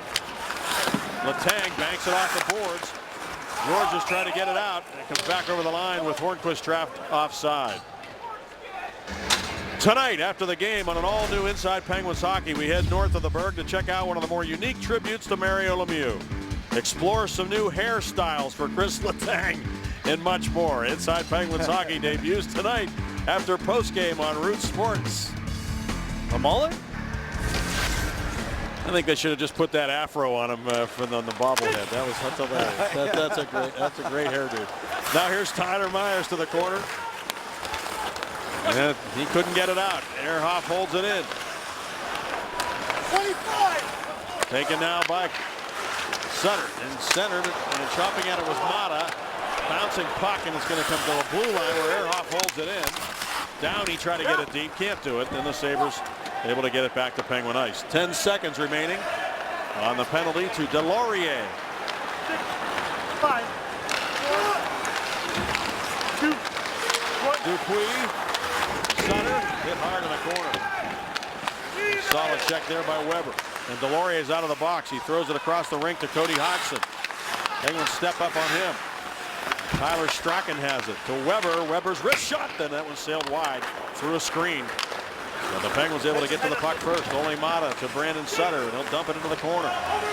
And Malkin's on the bench here beside me, and he is slamming his stick. He is disgusted that he missed that opportunity. When he went in and Enroth, all he had to do was hit the top corner of that net, and he's just he's upset with himself that he didn't score another goal here for Pittsburgh. Now Marcel Gott's trying to get to it, but Ristolainen beat him to it. And Delorier lifts it inside the line. The Penguins scoring more than 3 goals for the 4th time this season tonight. 6 against Anaheim, 5 against the Leafs, 8 against the Devils, and now 4 against the Sabres. Simon Dupre, look at that pass. Right on the tape for Blake Como.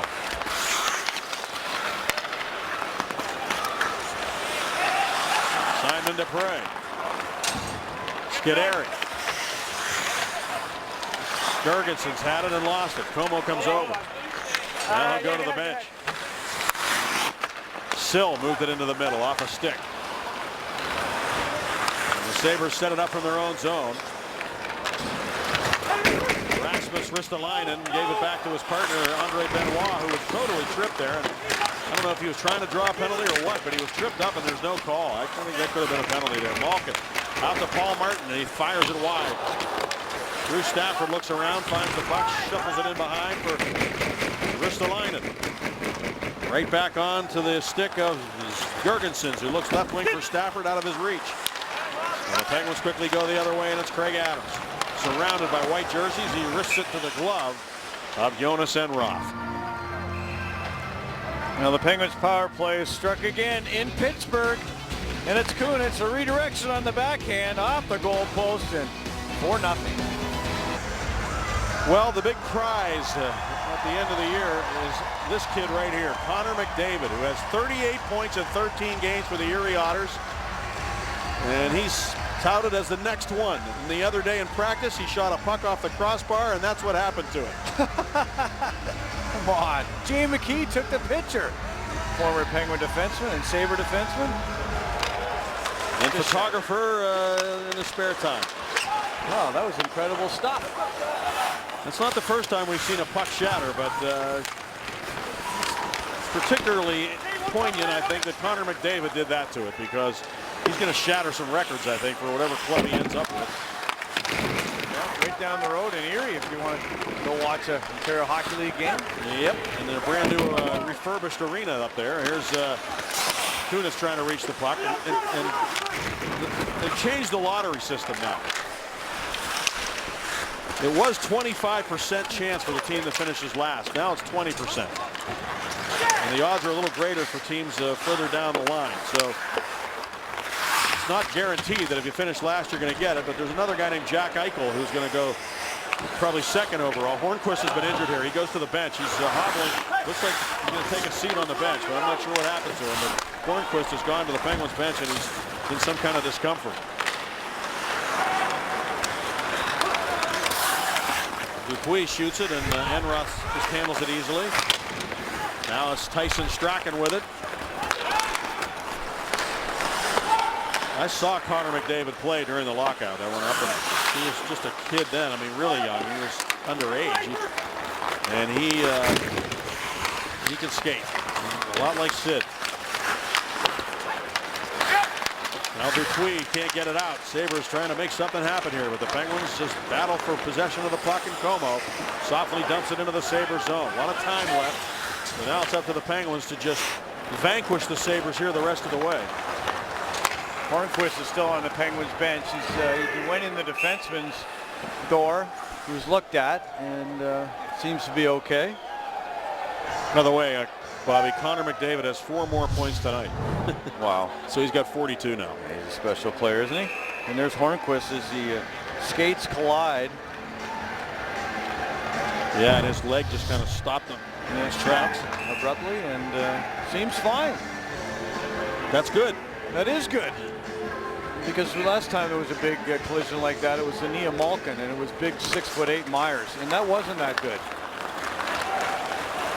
And Malkin had to have ACL surgery and came back better than ever.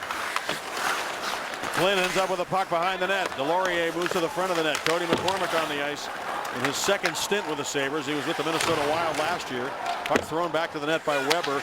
Now Flynn with a shot, a turning shot, a surprise one there, but it was blocked in front. But Downey able to tap it off the boards and get it back to center. And Weber stepped up on Steve Downing.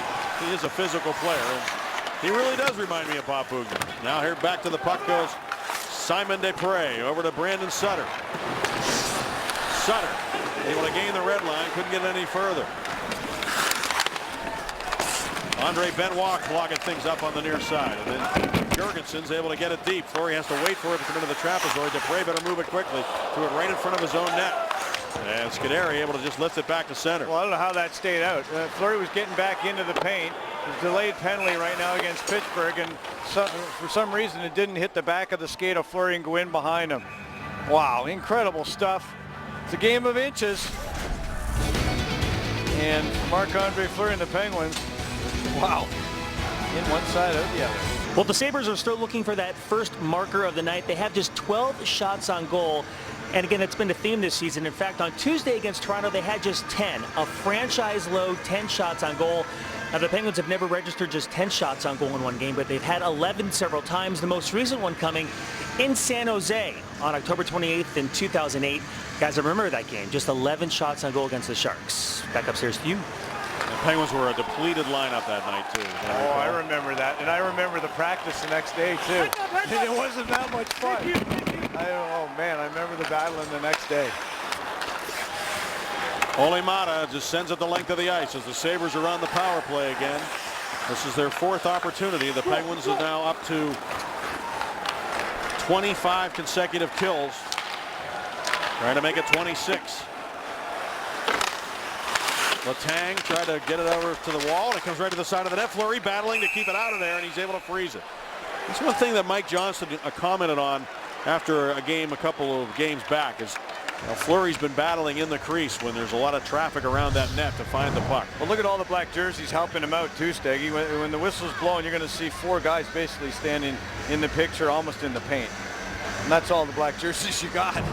So they're all down there trying to outnumber the Buffalo Sabres. And that's what the Penguins have been so good at here over this stretch, is outnumbering the team with 5 players, despite the fact they only have 4. Sabres win the draw. That's a big face-off win. Sutter losing it. And it's Josh Georges moving it right side. The shot is stopped by Fleury, and the rebound cleared. An opportunity there for Gionta, it was Gionta who let it go on the right side. And now the Sabres regroup on the power play. Stewart dumps it in. Fleury waits for it, lifts it up off the glass. Gionta couldn't stop it, but Ristolainen did. Over to Georges. Back to Ristolainen. Cody Hodgson off the side of the cage. And cleared by Sutter. 43 seconds to go on the penalty. Well, that was a good clear, but the one before that, Scuderi off the pads of Fleury, clears it to the corner, jumps to the corner, and then gets it down the ice. That's the way you got to have it. It's a veteran defenseman. Adams in the box for holding. It's 27 seconds to go on his penalty. Andre Benoit on the near side. Penguins break it up. Kicked ahead. Picked up by Dupuis. Letang joins the rush. Letang holds it, shoots it. Stopped by Enroth. Almost a shorthanded goal for the Penguins, but they do draw a penalty. An interference call coming up. I love the yelling by the Penguin bench. Two they're yelling as Pascal Dupuis got the puck. And then Chris Letang is joining that rush. Letang wanted to go back. Look, the defenseman is taking away the pass. Myers is taking away the pass. Back to Dupuis. You got to shoot the puck there. And the penalty right there as the Penguins fight through. Look at Dupuis. Looks. Myers takes away the pass, so Letang wisely gets the puck to the net. And off the draw, the Sabres control. 4-on-4 hockey for 6 seconds, and the Penguins will get another power play opportunity.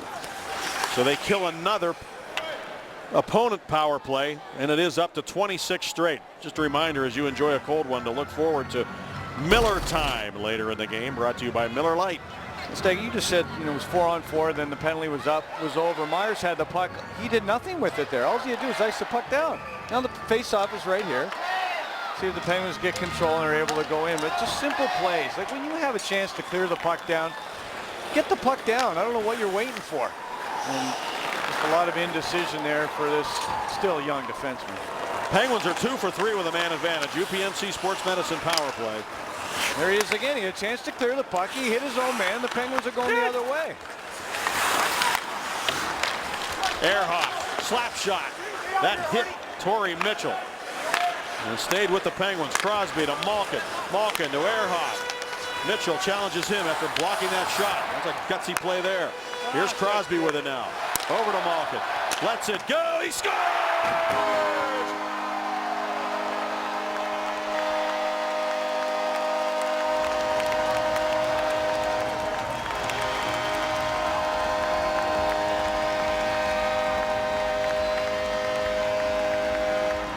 You can only hope to contain that. I was right in line with that shot. Malkin looked up. He knew he had to get it by a blocker. And when it came back to Malkin, after all the good passing, Ehrhoff keeping the puck alive. Watch Malkin. He picked the spot by Myers, and he picked the top shelf. Absolutely incredible. He absolutely was looking at that spot. A little piece of the body of Ehrhoff got the puck, but not enough. It was overpowering. It was in a perfect position. He got it by the 6'8" Myers. Myers didn't clear the puck down against Aggie, and when you don't clear the puck down against this power play, you're asking for trouble. That is the third 3-goal game on the power play this year for the Penguins. The Pittsburgh goal. And in every game they've had, except for 2, they've been able to at least score on the power play. Several 2-goal performances. 1, 2, 3, 4 of those. So it's just ridiculous the way the Penguins are filling the net with a man advantage. It's unstoppable. There's just too many weapons. And the way they pass the puck. And the way they work to get it back. And give Ehrhoff, the ex-Sabre, a power play assist on the Malkin goal.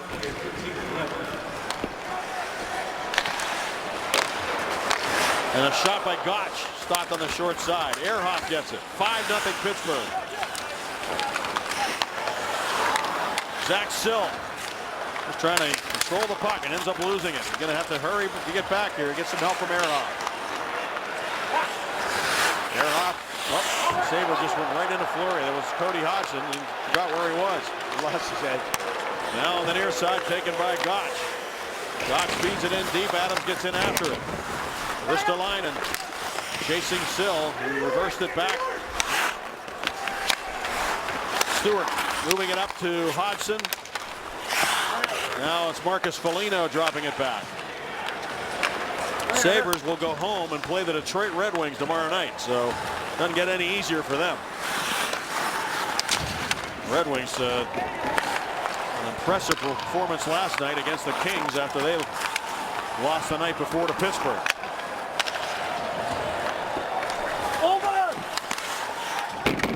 Penguins will move on and play Minnesota, Winnipeg, and Buffalo again next Saturday night in Buffalo. Shot down low by Dupuis is stopped by Ehrhoff. This will be the start of a 5-game road trip, if you will. And you won't see the Penguins here at Basall Energy Center for 2 Saturdays when the Rangers come to town. And this is the end of a 3-game homestand for the Penguins. Defeating New Jersey 8-3, and then the Kings 3-0, and now they've got a 5-0 lead on the Buffalo Sabres with 4:11 remaining. Letang trying to run the gauntlet here, but Myers will lift it off the glass. Letang's trapped a bit. Mata is back. Letang getting back into play. And Torrey Mitchell comes near side. Be careful not to get those defensemen trapped in a situation like this when you're leading 5-0. Got a penalty here. Hornquist got leveled over on the wall. And Sill has the puck, and Hornquist gets himself up slowly. Did Gergensons hit him? I think he did. He's going to the box. Yep. Hornquist is saying something right now. He was already banged up from the last shift, and he's asking Gergensons, what's that all about? It's 5-0 here. The kid's just trying to show that he wants to keep battling and playing. Oh, yeah. Our Subway sandwiches of the game. Falling, Weber went down there. Como's been involved, and as Simon Dupre, as you saw in the first one. No stranger to the body checking, and really new full-time members of the Pittsburgh Penguins. Another UPMC Sports Medicine power play. The Penguins power play is 3 for 4. Malkin's goal, his 5th power play goal of the season already. And I think it's interesting. He's playing the left side, and he has been the most potent weapon in terms of scoring goals. Yeah, that last one wasn't 5-on-3, but a lot of times it's good to have that left shot on the left point. You can create an easier passing lane from low to high, from high to low. And it really is the Penguins power play. We have those right shots. You have Letang out there. You have Hornquist there. Those other options. Hornquist is in the middle, and that makes more room for the guys outside. More room for Letang. More room for Malkin. Sutter tried to shuffle it over to Dupuis, but the Sabres break it up, and Andre Benoit bounces it down the ice. Ehrhoff goes back to get it. Penguins leading 5-0. Looking to add to their lead with Zemgus Girgensons into the box for plowing into Patrick Hornquist on the boards, taking a penalty. And now Weber and Delorier combine to hit Como. They're coming after him a little bit after what happened when he hit Josh Georges at the end of the second period. Ole Mata to Letang, shoots, and a save made by Enron. And now it is Benoit able to shoot it past Ole Mata, but he just got a piece of it to prevent it from going all the way down the ice. And the Penguins hurry it along. Here's Como. And fed in front by Spalling, but he kind of made it an airborne pass and Gotch couldn't play it. Spalling after it again. He and Como and Gotch go to work in the corner. So it's kind of a makeshift power play right now for Mike Johnston, having a little mercy on the Sabres. Here's Mata shooting, and that hit Flynn. Letang, Gotch rather, bumped into Myers, taken now by Spalling. And in behind the net, it is Georges moving it along for Myers. Up ice is Flynn looking for a breakaway, but Ole Mata amazingly read that coming, and he got his stick out there to break it up. Here comes Letang out of his own zone with 6 seconds to go on the penalty. One more rush for the Penguins with a man advantage. Letang, stick handling, trying to maintain possession. Now Brian Gionta's got it, and Girgensons going to be coming out of the box. He's got it.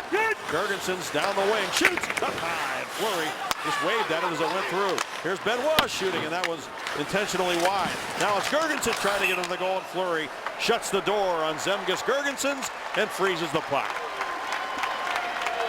Just as we promised, Miller time brought to you by Miller Lite. How about Kunitz time? He opened the scoring, and then on the power play, Chris Kunitz just keeps racking them up. And this Penguin 5 spot on the board here. Goals per game going up again for the NHL's leading goal getters. Shot from the point, deflected, ends up behind the net. Oh, it's stuff-in attempt by Cody Hodgson. Fleury got over there with his right pad. I don't know if he ever got a shot, but his stick was there, and Fleury's pad was there too. Here's Strachan back to the puck in the corner. Cody Hodgson at the other end of the rink now, trying to get a hold of it defensively, but they at least get it back to center, and now the Penguins go D to D. And the fans chanting Fleury, Fleury, with less than a minute remaining in the hockey game. It is Marcus Foligno on the left wing. Rob Scuderi wheels behind the cage.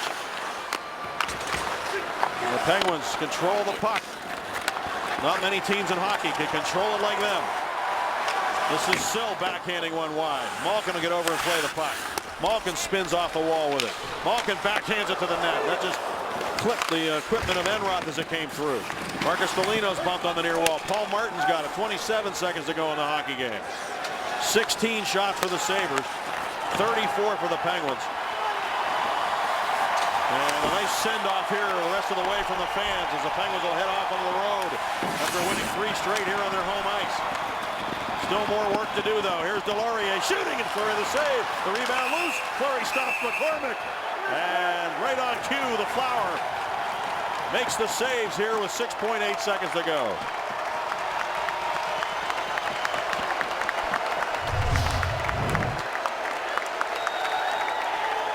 The Allegheny Health Network Super Mo shows what might be the final save, and there's Ole Mata, 6 points in his 10 games this season. And he's our player of the game. We will miss him. He will be getting surgery while the Penguins are on the road, and all the best to Ole Mata. A bright young star and a great person in this National Hockey League. And now off the draw, the puck is cleared. 2 seconds to go. A third shutout in a week for Marc-Andre Fleury. That's the first time in his career he's ever done that. The third of his career against the Buffalo Sabres. The 31st of his entire career.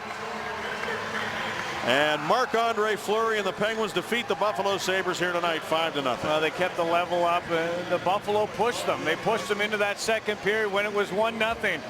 And then a too many men on the ice call, a power play goal for the Penguins, opened it up 3-0. That was it. Marc-Andre Fleury, 31 shutout, Staggy. That's phenomenal stuff. And the Penguins are playing some really good hockey right now, and the fans are loving it here tonight at Consol Energy Center. Let's go to Robin Jay. All right, thanks very much. First time in Marc-Andre Fleury's career, he has back-to-back shutouts, 3 in the last 4 games. The defense has done the job. The power play continues to do the job. I mean, you can't. I mean, if we get another too many men, we hear another too many men for some team, you're shooting yourself in the foot. You can't give them that opportunity. If it's a hard-working penalty where you got to pull somebody down, or an aggressive penalty to benefit or help a teammate or your team, okay. But these too many men, it's killing the opposition. Pittsburgh is jumping all over it. So a great job all the way around. They played a team that you weren't sure how they're going to react. They came out and dominated the game. Penguins win by the final score of 5-0 over the Buffalo Sabres. Their winning streak is now at 4 games. Coming up, we'll have extended highlights, post-game reaction. We'll also have highlights from around the league and look forward to the 5-game homestand. That's all coming up next on Penguins Postgame here on Root Sports.